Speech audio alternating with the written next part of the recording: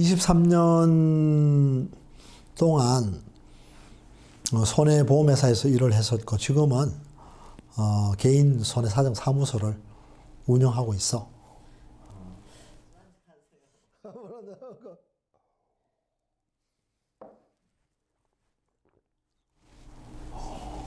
내가 믿는 믿음, 특별한 믿음은 하나님을 믿는 그 믿음을 나는 특별한 믿음이라고 봐. 특별한 믿음, 하나님을 만나서 경험했던 일들이 참 많은데 그 뭐 다 말을 할 수는 없고, 내가 하나님을 믿기 전하고 믿고 난 다음 이후에 삶의 이제 변화가 이제 된 것은, 하나님을 믿고 난 다음부터는 내 삶의 목표가 분명해졌다는 것.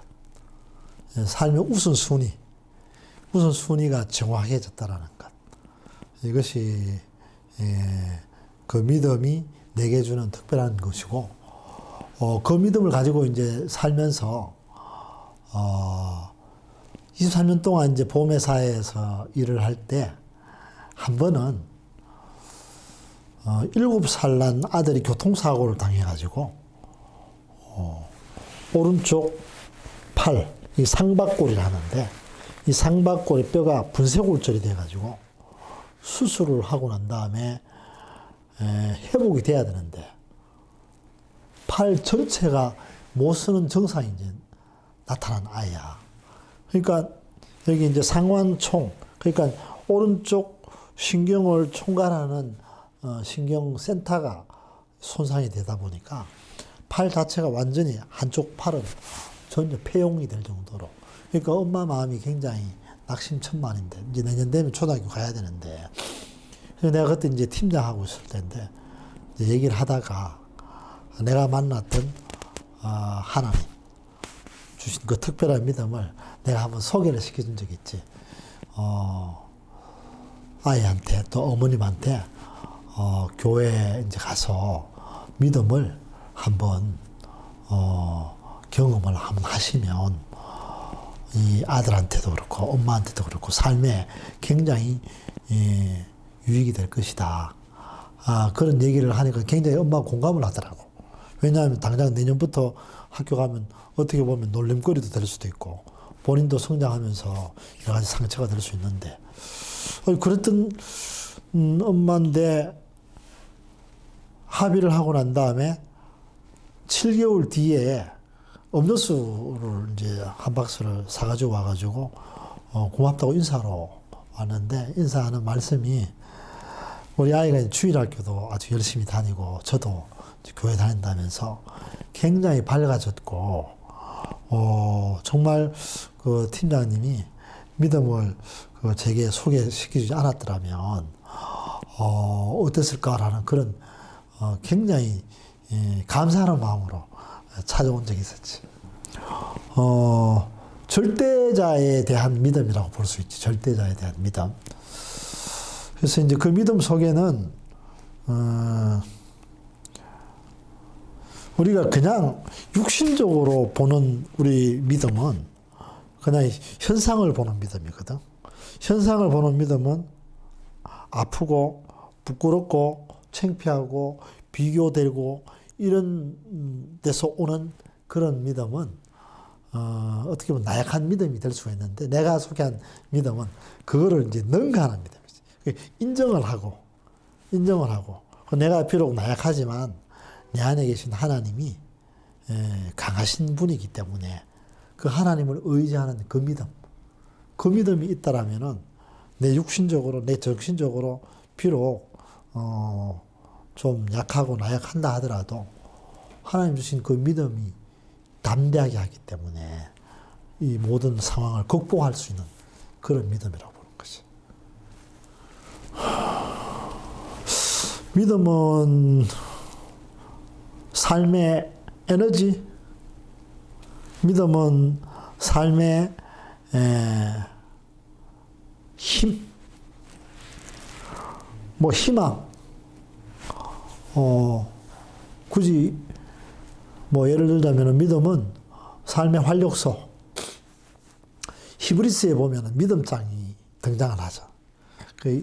믿음장에 보면은 믿음은 바라는 것들의 실상이 보지 못하는 것들의 증거를 하는데, 그러니까 우리가 보통 믿으면은 어떻게 보면 보이는 것을 믿고 보지 않는 것, 안 보이는 것을 사실 안 믿거든. 어떻게 보면 실체적인 믿음이니까. 근데 하나님이 주시는 그 믿음은 보이지 않는 것을 보는 것 같이 믿는 것을 믿음이라 하거든. 그래서 믿음은 표현을 하면 상상이다. 근데 상상은 하나의 앞으로 될 것에 대한 보이지 않는 것을 믿으니까, 실상으로 믿으니까. 그러니까 믿음은 상상이지만 그 상상은 예고편이다. 표현하면 그렇게 표현을 할 수가 있지 않겠나. 저는 개헌예술대학교에서 재학 중인 오한상입니다. 생활하게 하려면은 만약에 성성이 많으세요? 저는 일상생활 속에서 이제 조그만 도박 같은 희망 도박 그런 거를 믿고 있습니다. 경험이 있나요? 네, 오늘 점심에 있었던 일인데, 그 학교 형이랑 같이 이제 점심을 먹으려고 학교를 가는 중간에 이제 학식을 먹을지 아니면은 옆에 바로 음식점이 있었는데 그 국수를 먹을지 고민을 하고 있었어요. 근데 이제 형이 그러더라고요. 어저께 맛있는 음식이 나왔다, 학식에. 그래서 오늘은 맛없는 음식이 나올 것 같다. 근데 저는 이제 몰랐거든요. 모르는 일이잖아요. 그래서 학식이 또 맛있는 음식이 나올 수도 있지. 한번 도박을 걸어보자. 국수를 먹지 말고 가보자. 학식당에. 갔어요. 근데 진짜 우연치도 않은 일이 나왔어요. 이게 믿음을 했죠. 믿음이었죠. 희망을 했어요. 맛있는 음식이 나와라. 근데 이제 웬걸 대박. 잔치국수가 나온 거예요. 잔치국수를 사 먹으려고 그랬는데 학식에 잔치국수가 나오고 밥도 주고 반찬도 주고. 이거 엄청난 우연인 거죠. 근데 이 믿음이 이렇게 실현된 것처럼 이제 믿음이란 게 이제 있는 거다. 있을 수 있는 일이다. 약간 이렇게 생각됩니다. 저는 믿음이 작은 희망이라고 생각해요. 일상생활 속에서의 희망. 이제 약간 요즘 애들이 말하는 이제 맨날 도박도박 거리잖아요. 그러니까 돈 도박 말고 이제 희망적인 도박이죠. 예를 들어서 이제 아까 말했듯이 국수. 네, 우리가 국수를 사 먹어야 됐었는데 그거를 포기하고 믿음을 가지고 학식당에 갔잖아요. 국수가 나온 것처럼 학식당에서 그런 것처럼 이제 될 수도 있고 안 될 수도 있고 그런 게 믿음인 것 같아요. 네, 저는 지금은 선교사이고요. 근데 예전에 이제 선교사 되기 전에는 IT 기업에서 일했던 경험을 가지고 있는, 원래는 경영을 전공하고 계속해서 그쪽 패스트로 가고 있었던 그냥 평범했던 대한민국의 직장인이었습니다.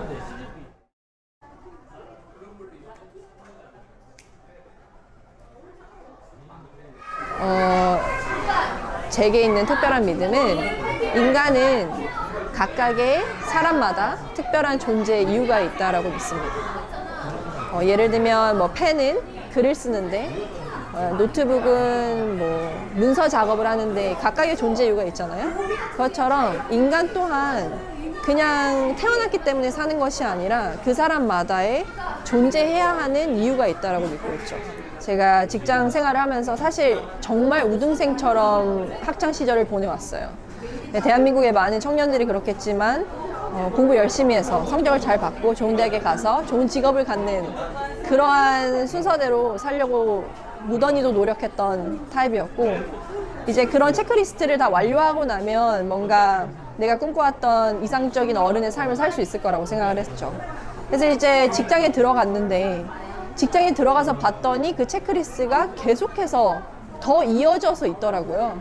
좋은 직장에 들어가고 나니까 좋은 배우자를 만나야 되고, 번듯한 결혼식장에서 결혼을 한 다음 아이를 낳으면 그 아이 또한 저와 같은 패스로 키우기 위해서 계속해서 반복되는 그런 체크리스트 속에서 좀 질렸던 것 같아요. 그렇다면 모든 사람이 이 체크리스트를 하나씩 완성해 나가면서 사는 게 인생이라면 왜 굳이 내가 태어나야 했을까라는 생각을 하게 되더라고요. 그러면서 내가 태어난 이유가 있을까? 모든 것들이 보면은 존재하는 이유가 있는데, 펜도, 뭐, 우리가 그냥 마시는 커피도 사실은 다 만들어져서 누군가에게 기쁨을 주고 행복을 주고 존재 이유가 있는데, 나라는 존재 이유는 도대체 나는 왜 존재하는가에 대한 의문을 가지기 시작했어요. 이제 그러다 보니까 모든 거는, 물건은 누군가는 만든 거잖아요. 이제 컴퓨터도 뭐 삼성이나 애플이나 다 이런 브랜드에서 만드는 제품이니까 결과적으로는 만든 사람이 그것에 대한 존재 이유를 붙이는 건데, 그럼 인간은 과연 진화를 한 것인가 아니면 누군가 만든 것인가? 그래서 만약에 모든 물건이나 생물체처럼 그렇죠, 뭔가 창조주라는 존재가 있다면, 인간보다 훨씬 큰 신적인 존재가 있다면 물어볼 수라도 있잖아요. 왜 나를 만들었는지. 그래서 일단은 그 질문에서 시작했어요. 나의 존재 이유를 찾고 싶어서 창조주가 있을까? 있다면 물어보자 라는 걸로 접근을 하다가 이제 기독교에 계신 목사님을 접하게 되었어요. 근데 저는 어렸을 때부터 기독교가 정말 친숙한 종교였지만 또 기독교를 매우 싫어했던 사람 중에 한 명이었거든요. 그래서 반신반의하면서 들어보니 교회에서 흔히 말하는 그 기독교와 그분이 말씀하시는 기독교가 상당히 거리감이 있더라고요. 그러니까 그분이 믿는 건 교회가 아니라 창조주 하나님이시고 예수님이라는 존재였어요. 그리고 그분이 말씀하시는 것은 교회에서 말하는 것보다 훨씬 더 진정성이 있게 들렸어요. 그래서 좋다. 그렇다면 창조주 하나님이 있다면 내가 만나서 내 존재 이유를 물어보고 싶으니 만날 수 있게 해달라. 그랬더니 모든 인간에게는 그 길이 열려 있다고 하면서 성경 구절 하나를 주시더라고요. 그래서 이게 뭔가 싶었는데 이 구절대로 기도해보라 그러더라고요. 그 구절이 뭐였냐면, 잠언에 나오는 나를 찾는 자는 내가 만날 것이며 나를 사랑하는 자는 내 사랑을 입는다라는 구절이었어요. 어떻게 보면 되게 진부한 그냥 기독교 성경 구절일 수 있는데 그때는 저한테 잃을 게 없잖아요. 내 존재 이유를 알 수 있다면 왜 못하겠는가. 그래서 기도하기 시작했어요. 정말 신이라는 존재가 있다면 알게 해달라고. 근데 제가 정말 제가 되게 이성적인 사람이거든요. 근데 그 제 이성을 완전히 허무는 일이 생겼죠. 그냥 이상하게 하루 이제 퇴근을 하고 이상하게 그날따라 교회 가고 싶더라고요. 그냥 뭔가 그때 당시에 기도는 하고 있었어요. 신이 있다면 날 만나달라. 하나님이 있다면 나는 하나님의 입장에 봤을 때는 이제 완전 미개한 인간일 뿐이잖아요. 그러니까 나는 그 크신 하나님을 알 수가 없으니 그 크신 하나님이 나에게 당신의 존재를 알려주시라 라는 기도를 하고 있었는데, 교회 가고 싶어서 교회를 갔어요. 금요일이었거든요. 예배를 하고 기도를 드리는데, 이걸 보시는 분들이 믿으실지 모르겠지만 제 안에 뜨거운 것이 부어지는 걸 느꼈어요. 그래서 제가 그때 너무 놀래가지고 제 몸을 만졌죠. 이게 뭔가. 근데 온도 변화는 없더라고요. 근데 그냥 제 안에 너무 뜨거운 무언가가 부어지는 걸 느끼는데, 이게 무엇일까라고 생각하기도 전에 하나님이구나 라는 게 그냥 알아졌어요. 그러면서 그 알아지면서 제가 뭘 느꼈냐면, 그때 그 감정이 사랑이었어요. 근데 제가 사랑에 대한 의심이 되게 많은 사람인데 그때가 유일해요. 내가 100% 사랑을 받고 있구나 라는 것을 정말 마음이 터질 정도로 느낀 그런 순간이었거든요. 그때 이제 알았죠. 아, 창조주가 있구나. 그리고 그 존재가 나를 사랑하는구나 라는 거를 그때 진짜 깨달았어요. 그리고 나서는 이제 인생이 완전히 180도 바뀌었죠. 왜냐면 저는 어떻게 보면 제가 생각하는 생각의 사고 구조 안에서 뭔가를 이해할 수 있을 거라고 생각했는데, 신이 있다면 그 존재를 다 부서뜨리는 경험이었어요, 그거는. 그리고 뭔가 머릿속으로 이해하는 존재가 아니라 내가 경험적으로 알 수 있는 존재였구나를 알면서 이제 그 하나님을 만나면서 제 존재 이유를 깨닫게 되었죠. 그러다 보니 가장 큰 변화는 환경은 계속 변하잖아요. 근데 제 존재율을 이제 제가 알잖아요. 일단 세상을 살아갈 때 절대 흔들리지 않는 자신감과 그리고 상황이 변해도 마음에 그냥 흔들리지 않는 평안이 있는 것 같아요. 그래서 믿음은 한 번에 생기는 게 아니에요. 그러니까 우리가 뭐 이렇게 기독교에서도 믿으라 할 때 제가 사실 되게 반감이 들었던 이유는 난 안 믿기는데 자꾸 믿으라고 하니까. 근데 그게 성경에서 말하는 믿음도 아니더라고요. 그러니까 믿는다는 것은 결국 우리가 뭐 이렇게 얘기하잖아요. 뭐 나는 저 사람 정말 믿어. 저 사람 진짜 믿을 만한 사람이야. 아니면 또 저 사람이 믿을 만하지 못해. 또 어떤 사람은 난 내 자신을 믿어. 이렇게 얘기하기도 하고 또 어떤 사람은 난 돈을 믿어. 돈의 힘을 믿어. 이렇게 얘기를 해요. 근데 어떤 대상이든 그게 사람이든 어떠한 사물이든 무언가를 믿는다라고 얘기할 때는 그 대상과의 충분한 관계가 있어야 돼요. 경험과. 그 관계를 통한 어떠한 경험적인 것을 바탕으로 하여 신뢰하게 되는 거거든요. 아니면 신뢰하지 못하게 된다거나. 그렇기 때문에 내가 뭔가를 믿는다라고 얘기하는 거는 충분한 그 데이터가 있어야 돼요. 내가 또 무언가를 믿지 못한다고 얘기할 때도 충분한 데이터가 있어야 돼요. 네, 저는 현재 개원예술대학교 교양학부에서 외래 교수로 활동하고 있는 박우정입니다. 세밀하고 내부적으로 더 깊숙이 들어가면 들어갈수록 내부적인 원인도 여러분이 찾으세요. 저는 자기 자신에 대한 믿음이 좀 강한 편입니다. 그 자기 자신에 대한 믿음이라는 거는 사실 맨 처음부터 근거 없는 자신감으로 시작하는 게 제가 믿는 자기 자신에 대한 믿음이라고 생각합니다. 사실 삶을 살아갈 때 모든 사람이 같은 환경에서 태어나는 것은 아닙니다. 어떤 사람 같은 경우에는 이런 주변 환경이 이렇게 열악한데 내가 과연 잘할 수 있을까? 주변에 도와주는 사람이 없는데 과연 잘할 수 있을까? 그런 고민에 휩싸기도 하고 자신감이 없어 보이기도 하는데요.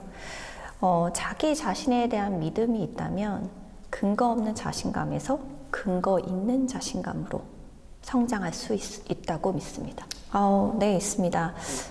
대학교를 졸업을 하고 나서 일반 사기업에 근무를 했을 때의 일인데요. 같이 신입사원으로 같이 들어갔을 때 6개월째 버티지 못하고 퇴사를 하는 동기들이 굉장히 많았습니다.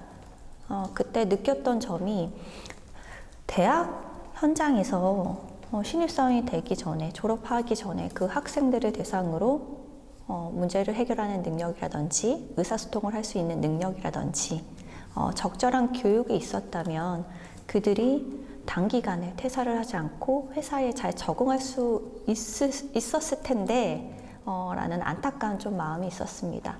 그때 생각했던 게 나는 내가 뭘 잘하지? 나는 친구라든지 동료들에게 상담을 잘해줘. 그리고 나는 가르치는 것을 굉장히 잘해. 그러면 이런 나의 장점을 가지고 그들을 도와줄 수 있는 방법이 뭘까라고 생각을 했을 때 그러면 내가 대학 교수가 한번 돼보자 라는 근거 없는 자신감과 목표라는 게 생겼습니다. 그래서 그 근거 없는 자신감에 대한 자기에 대한 믿음이 생성된 후로 거기에 달려가기 위해서 스스로 노력도 많이 했고요.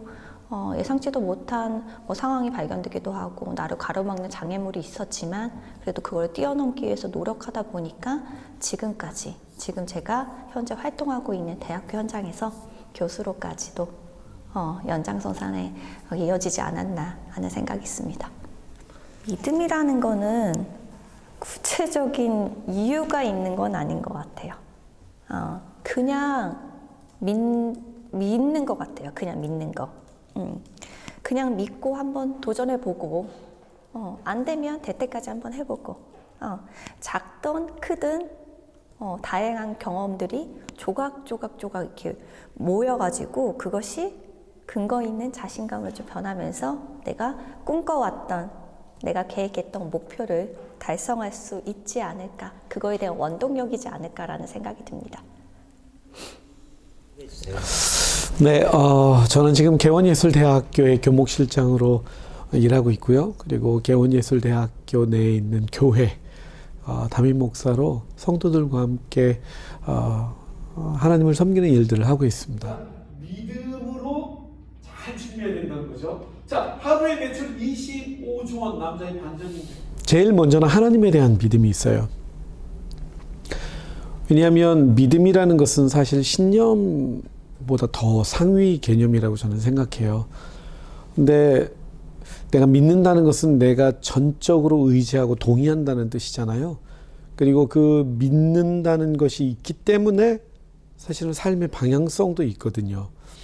사람들은 저마다 믿음을 가지고 살아가는데 어떤 사람은 막연한 믿음이 있고 어떤 사람은 절대적인 믿음이 있고 어떤 사람은 변하지 않는 믿음이 있는 것 같아요.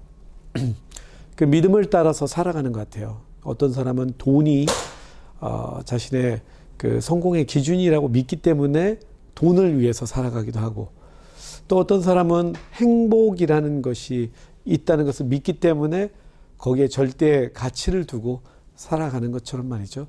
그래서 저에게 그런 절대적인 믿음은 불변하는 진리라고 생각해요. 그게 바로 저에게 있어서는 하나님이시죠.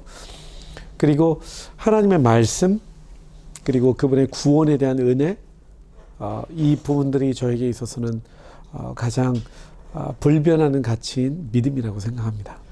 너무 많죠. 사실 사람이 잘 변하지 않잖아요. 쉽게 변하지 않는 게 사람이고 또 가만 보면 자기 자신을 바라볼 때도 참 쉽게 변하지 않는 게 바로 나구나라는 생각들을 하게 되는데요. 내 힘으로 살아갈 때는 변하지 않는 것 같아요. 그러니까 내 힘과 내 능력, 내 노력으로는 쉽지가 않더라고요. 근데 제 인생이 변화된 여러 그 케이스를 보면 하나님이 개입하셨을 때, 또 하나님이 나를 붙드실 때, 하나님이 나를 이끄실 때, 그럴 때 제 인생이 확확 변했던 것 같아요. 특별히 저는 청소년기에 방황을 많이 했어요. 난 누구일까? 왜 살지? 무엇 때문에 살지? 이런 고민들 되게 많이 하면서 살았거든요.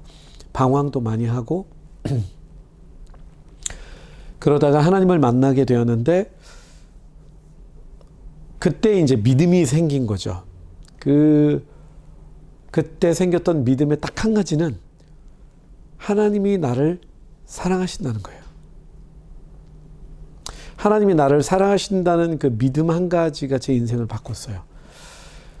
그래서 절망 속에서 희망을 보게 되었고요. 많은 사람들이 저를 바라볼 때는 희망이 없다라고 얘기를 했는데 하나님의 사랑 때문에, 그 사랑의 믿음 때문에 하나님 저도 변할 수 있나요? 기도하게 되고 또 그 사랑 때문에 내 자신을 그냥 그분께 이렇게 위임하는 거죠. 그러니까 내 힘이나 내 능력으로 살아가려고 노력하는 것이 아니라 그분께 내 자신을 그냥 맡겨드리는 것. 왜냐하면 믿을 만한 분이니까. 그럴 때 제 인생이 바뀌게 된 것 같아요. 예수님이 그런 말씀하셨잖아요. 내 믿음대로 될지어다. 성경에 보면은 예수님이 사람들의 병을 고쳐주실 때 내 믿음대로 될지어다 라는 말씀을 하세요. 참 믿음이 뭘까라는 고민에 답을 하기 쉽지는 않은 것 같아요. 근데 성경은 굉장히 명확하게 나와 있어요. 히브리서 11장 1절에 보니까 믿음은 바라는 것들의 실상 그리고 보이지 않는 것들의 증거라고 말씀합니다. 믿음은 사실은 어떤 그 절대 가치예요. 절대 가치인데 그 절대 가치에 대한 믿음은 또 듣는 데서 와요. 왜냐하면 믿음은 들음에서 나고 들음은 그리스도의 말씀으로 말미암는다고 로마서 10장 17절에 그렇게 나와 있거든요. 내가 내 이름이 천태혁이라는 것을 어떻게 알았을까요? 우리 부모님이 나에게 계속해서 천태혁이라고 말해 주었기 때문에 제 이름이 천태혁이라고 믿기 시작한 거겠죠. 근데 인생에 있어서의 그 믿음이라는 영역은 하나님의 말씀이 내게 닿기 시작할 때, 내게 들리기 시작할 때, 내게 임하기 시작할 때 믿음이 생기는 것 같아요. 그래서 예수님이 말씀하신 그것이 내 안에 닿기 시작할 때 그게 바로 믿음이 시작되는 시점이라고 저는 생각을 하고요. 믿음은 마치 그냥 보이지 않는 것 가운데 명확하게 보이는 것이라고 저는 생각해요. 그렇기 때문에 참된 믿음은요, 이 세상의 절대 기준이나 절대 가치가 아닌 오직 한 곳으로부터 온다고 생각해요. 그게 바로 저는 하나님이라고 생각을 하고 또 하나님의 말씀이라고 생각해요. 왜냐하면 세상은 이게 절대 가치, 절대 기준이라고 믿지만 계속해서 변하거든요. 가장 쉬운 예가 제가 어렸을 때 아들, 딸 구별 말고 둘만 나 잘 기르자라고 이제 국가에서 막 그렇게 얘기를 했었거든요. 그 다음에는 하나만 낳아, 그죠? 이제는 많이 낳으라고 또 얘기를 해요. 그게 절대 기준이고 절대 가치라고 얘기를 하는데 그게 진짜 가치였다면 변하지 말아야 되겠죠. 저는 믿음은 변하지 않는 절대 진리라고 생각해요. 그래서 그 변하지 않는 절대 진리는 이 세상의 어떤 그 흐름이나 이 세상의 어떤 가치 체계에서 오지 않고 변하지 않는 오직 한 가지 진리인 하나님의 말씀으로부터 온다라고 생각해요. 그래서 그 말씀 안에 내가 거하기 시작할 때 변하지 않는 믿음이 생기는 거죠. 그 말씀이 내 인생에 그 정말 보이지 않는 미래에 대한 믿음을 주기도 하고요. 그리고 내가 나아가야 될 방향성에 대해서도 보여준다라고 생각해요. 그 믿음은 사실은 인생의 목적이 될 수도 있다라고 생각해요. 그래서 믿음은 굉장히 중요한 거죠. 왜냐하면 사람이 믿는 대로 되기 때문에 그래요. 그리고 믿는다는 것은 생각하는 것, 바라고 쫓는 것을 또 뜻하기도 한다라고 생각해요. 믿기 때문에 가는 거거든요. 돈이 절대 행복의 기준이야 라고 믿기 때문에 사람들이 돈을 쫓아가지만, 그죠? 그렇기 때문에 공부하고 좋은 대학 가고 공부하고 그 다음에 좋은 직장 가서 뭘 하려고 그래요? 돈을 벌려고 하잖아요. 근데 그 돈이 절대로 나를 행복하게 해주지 못하죠. 삶의 편리는 줄 수 있을지만 있을지 모르겠지만 진짜 참 평안은 줄 수 없다는 것. 그래서 편안은 절대 진리가 아니에요. 그렇지만 평안은 절대 진리인 거죠. 저는 그것이 바로 믿음이라고 생각해요. 그래서 변하지 않는 절대 가치, 그게 바로 믿음이라고 생각합니다. 너무 어려웠나요? 저요? 어렵죠 항상. 네. 너무 어려운데 그래도 가장 가깝게 명료하게 설명해 주려고 노력하시는 것 같아서. 네. 이름은 모세이고 이 학교 다니고 있어요. 그리고 이제 졸업을 앞두고 있고,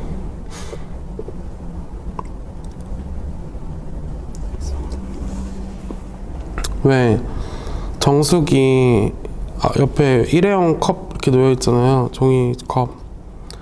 근데 그게 이렇게 하나만 뽑고 싶은데 여러 개 뽑히는 경우가 있어가지고 사람들이 이렇게 위에다 올려놓잖아요. 근데 그냥 그런 것들을 그냥 뭔가 내 믿음을 테스트하고 싶다고 해야 되나? 사람을 좀 믿고 싶어서. 옛날에는 찜찜해서 그런 것들을 안 했는데 요즘은 그냥 무슨 이유인지 모르겠는데 그냥 내 믿음을 약간 타인을 좀 믿고 싶어서 그냥 그것들을 찜찜한 걸 알면서 그냥 거기다가 따라 마시기도 하고. 근데 나의 믿음이라고 한다면 없는 것 같아서, 아무것도 안 믿는 것 같아서, 내가 이게 신에 대한 신학적인 믿음뿐만 아니라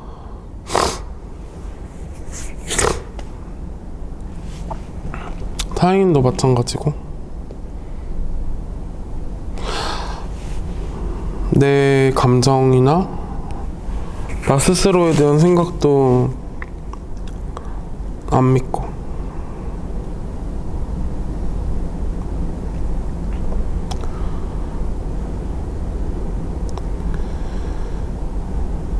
그냥 뭔가 의심밖에 안 남았다.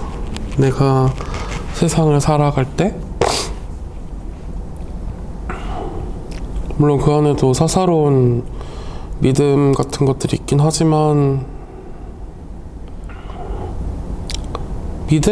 믿었다기보다는 믿고 싶어서 그러는 것 같아. 그러니까 좀 기형적인 행동이라고 생각해요. 그냥 새로 뽑아 마셔도 뭐라고 하는 사람 없는데 그냥 괜히 내가 믿음이 그립다고 되나? 누군가를 믿거나 그런 게 한 살 한 살 나이 먹으면서 더 어려워지는 것 같아서 그렇게 티 안 나게 믿어보는 거죠. 누군지도 모르겠는 사람을. 믿음이 어렸을 때는 아니 얼마 전까지만 해도 피드백이라고 생각했었어. 내가 무언가를 주면은 그거에 대해서 반응하는 게 믿음이라고 생각했었나 봐. 근데 아닌 것 같아. 나는 오히려 최근에 커뮤니케이션으로 좀 골머리를 앓았는데 누구와 다투거나 직접적으로 싸우는 게 아니라 그 대상이 침묵을 하고 있고 오랜 시간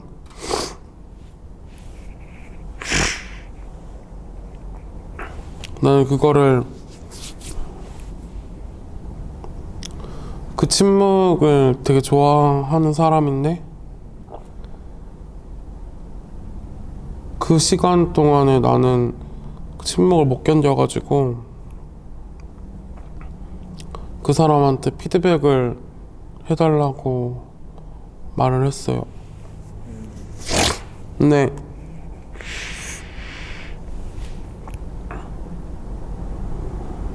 되게 후회해요. 내가 말로는 그 사람한테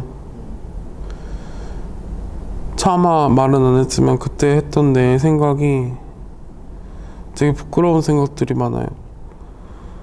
벽을 보고 이야기하고 있는 것 같다라는 그런 마음이었는데 근데 그거 상관이 없는 것 같아.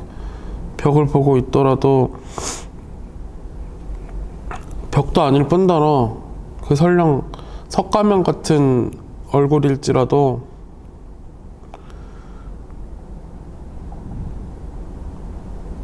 내가 그 사람을 믿고 있고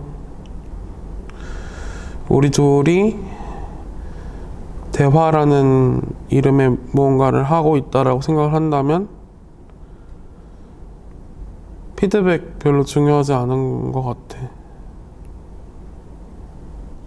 본다라는 감각 있잖아요. 무언가를 보는 거. 그거 되게 상호적인 것 같아. 왜냐면 내가 마음이 그 대상을 동경하지 않으면 내 눈이 안 따라가는 거니까 그 작은 동경을 그 대상이 발산하고 있기 때문에 내가 그걸 보는 거일 테니까 나한테는 그 별로 굉장히 상호적인 거라고 생각을 하고 거기서 사실 모든 것들이 다 생긴다고 생각하거든요. 나는 이 말을 되게 좋아하는데 인간이 별을 이렇게 보잖아요. 밤에 지금 뭐 핸드폰이나 노트북이나 뭐 이것저것 많지만 그때는 밤에는 정말 별밖에 없었을 것 같은데 별이 그냥 지금 보기에도 예쁜데 옛날엔 얼마나 예뻤겠어.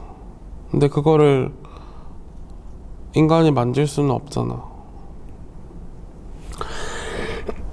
근데 그런 별을 보고 인간이 느낀 그 동경, 아름다움 그런 것들이 지금 우리가 만지고 있는 핸드폰이나 노트북 같은 문명을 다 만들지 않았나? 별을 인간이 가져야 됐기 때문에 그 동경하는 별을 만지고 싶었기 때문에 돌이랑 돌을 부딪혀가지고 고인돌도 세우고 돌탑도 쌓고 뭐 그러다가 건물이 생기고 더 높아지고 싶어가지고 더 거기에 다가가고 싶어가지고 물론 문명 안에서 그런 것들은 또 길을 잃어버리기도 하지만 그 별을 처음에 가지고 싶다는 마음도 사라진 채로 변형되긴 하지만 이미 상호작용이 다 일어나고 있는 것 같아. 외로움을 해소해주진 않는데 견디게 해줘요. 그러니까 너무 막연한 얘기지만 동경하는 대상이 눈앞에 있다면 아니면 혹은 있는 것 같다라면 내가 그거를 따라갈 뭐 기준이라고 되나? 그러니까 뭔가 좌표? 닮은 거? 응. 그래서 동경하는 대상이 있으면은 그 길은 어차피 내가 혼자 가야 된다는 걸 알거든요. 동경하는 사람이 뒤를 돌아봐가지고 나를 끌어줄 거라는 생각 안 하지만 적어도 나한테는 엄청 외로운 여정이겠구나 싶으면서도 그 외로움을 좀 받아들일 수 있게 해주는 그런 좀 아름다운 어떤 감정을 낳지 않나? 바라는 것, 믿음이 바라는 건지는 잘 모르겠어요. 그냥 보이는 것, 오히려 보이거나 내가 가고 싶어지는 것 보여가지고 딴짓하고 싶어지게 만들어 버리는 건데 이제 세상에서 태어나면은 다들 각자 살아온 환경 안에서 해야 되는 일들이 있는데 그게 대체적으로는 산업이랑 관련돼 있잖아요. 물론 그 산업 안에서의 믿음도 있지만 내가 생각하는 믿음은 사람을 우회하게 만드는 그런 거예요. 그리고 계속 생각되는 단어가 노력? 그 대상을 알고 싶어 하는 노력, 가지고 싶어 하는 노력, 닿고 싶어 하는 노력, 이런 건데 되게 클리셰를 하나 얘기하면 되게 사랑하는 사람이 있고 저는 사랑하는 사람이 있으면 항상 뭘 주고 싶거든요. 내 마음과 닮은 거를 항상 주고 싶은데 항상 실패해요. 그래서 나는 뭘 못 주기도 하는데 또한 잔뜩 준비하다가 근데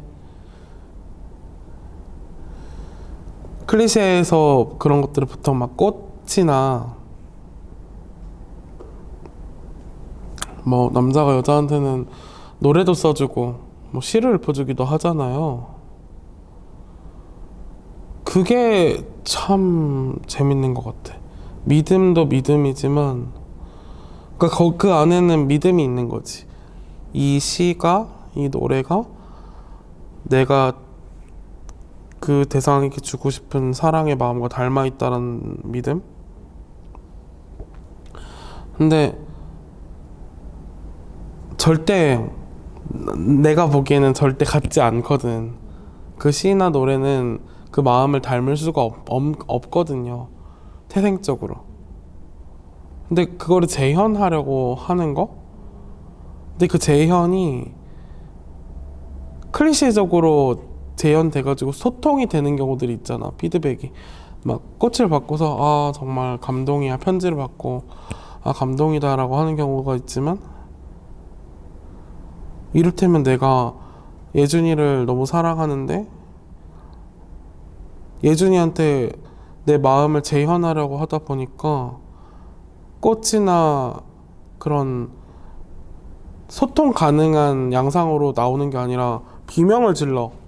예준이를 너무 사랑해서 막 욕을 해. 근데 그것 또한 재현인데 나는 그게 엄청 아름답다라고 느끼는 거지. 그 뭐라고 해야 될까? 피드백이랑 상관없는 전달이잖아요. 내가 예준이한테 괴성을 지른다면 그거는 춤을 추거나 노래를 부르면서 세레나데를 하는 거랑은 피드백을 바라고서 하는 행동은 아닌 것 같아요. 오히려 피드백을 생각한다면 그런 행동은 절대 안 하겠지. 근데 그걸 누군가가 그 괴성을 보고서는 그거 정말 일방적인 폭력적인 행동이야 라고 말할 수 있겠으나 나는 근데 그걸 믿는 것 같아. 그게 진짜 아름다운 거라고? 그 노력이? 그 괴성 지르는 노력이? 뭐 마무리가 안 되는 이야기들을 한 것 같네. 개원여대 다니고 있는 서지수라고 합니다. 1학년. 당신은 어떤 거에 대한 뭐 특별한 믿음이? 저는 그 영의 개념인 무의 개념인 영을 되게 믿고 있습니다. 이 영이 되게 무한하다고 생각할 뿐더러 정말 이거를 생각하면 제 근심 걱정이라든지 뭐 슬픔, 분노 이런 게 전부 영으로 되돌아가서 다시 시작할 수 있다는 그런 느낌을 받게 되고 또 그런 것들로 인해서 한 걸음 더 나아갈 수 있다고 믿기 때문에 저는 그 영의 개념을 되게 많이 믿고 있습니다. 힘들었을 때가 있어요. 제가 정신병원에 다니면서도 되게 힘들었던 일들이 되게 많았는데 그럴 때마다 이게 전부 의미가 없을 거다, 전부 없어질 것이다 라고 생각하면서 이 무의 개념을 생각하고 또 그것들을 믿다가 보니까 정말 마음이 편안해지고 또 그게 효과가 있더라고요. 먹던 약도 좀 줄어들고 의사쌤도 되게 좋아진 것 같다고 그러시면서 되게 의미가 있었다고는 생각합니다. 제가 제 발로 갔어요. 엄마가 되게 그런 부분에서 보수적이어갖고 제가 그 판단을 받은 지는 얼마 안 되긴 했는데 그 해리성 정체감장이라고 그런 게 있다고 그래서 전 되게 놀랐거든요. 그게 뭐냐고 물어보니까는 제가 그 엄청난 충격을 받거나 정신적으로 충격을 받거나 힘든 일이 생기면 잠깐 기억을 잃는데 그 순간에 제가 한 적도 없는 무언가가 이루어져 있어요. 그런 것들을 보면서 쟤는 되게 무서웠는데 엄마는 별거 아니니까 그냥 걱정 말아라 그러면서 그랬는데 이게 점차 심해지다 보니까 저도 모르게 친구들한테 뭔가 욕을 하고 있고 막 그런 거예요.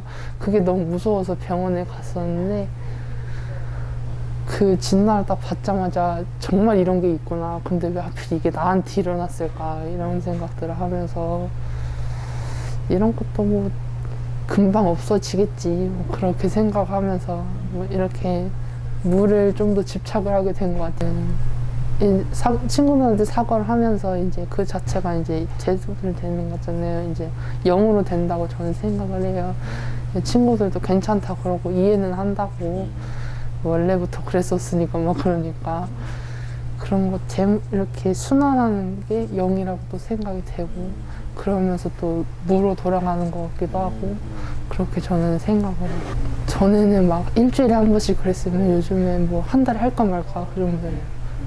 요즘에 좀 잠잠해서 그래도 괜찮은 것 같아요. 의사쌤도 생각보다 빨리 좋아졌다고 그러시기도 하고. 어머니가 좀 걱정 많이 하셨겠다 처음에. 네, 어머니한테 제가 사실 중학교 1학년 때 정신병원 가면 안 될까 그렇게 얘기를 했는데 본인이?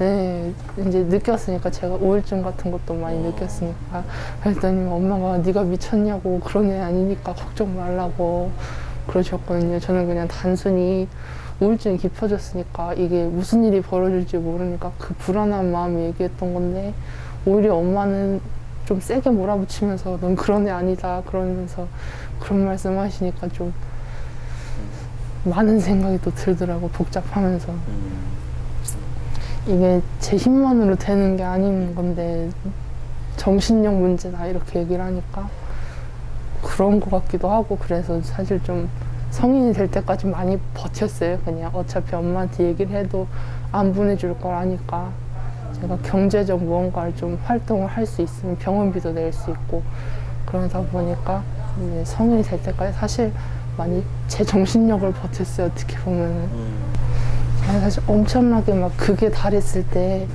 그게 막 약간 점화가 되면서, 하얗게 점화가 되면서 머릿속에서 아무런 생각이 없어질 때가 있어요. 근데 그럴 때 마음이 편안해지다 보니까 왠지 이게 이 순간 자체가 사라지는 것 같고, 또 편안해지다 보니까 이게 전부 없어진다면 어떻게 되지 않을까, 제가 좀 더 뭔가 편안해지지 않을까, 그런 생각이 들면서 이 영의 개념을 제가 또 많이 생각하면서 이렇게 확립이 된 것 같아요. 믿음이 특별히 신을 믿는 것이 아니라 자신이 간절히 바라고 원하는 것을 찾고 또 간절히 이렇게 쫓아가는 것 자체가 믿음이라고 생각하고, 또 그것 자체가 저는 신이라고 생각을 해요. 왜냐하면 그것을 쫓아가기 때문에 믿음을 가지게 되고, 또 그런 것들이 성공하게 되면 거의 저는 그게 기적이라고 생각하고 또 의미가 있다고 생각해서 그 현상 자체가 신이라고 저는 생각을 하게 됩니다.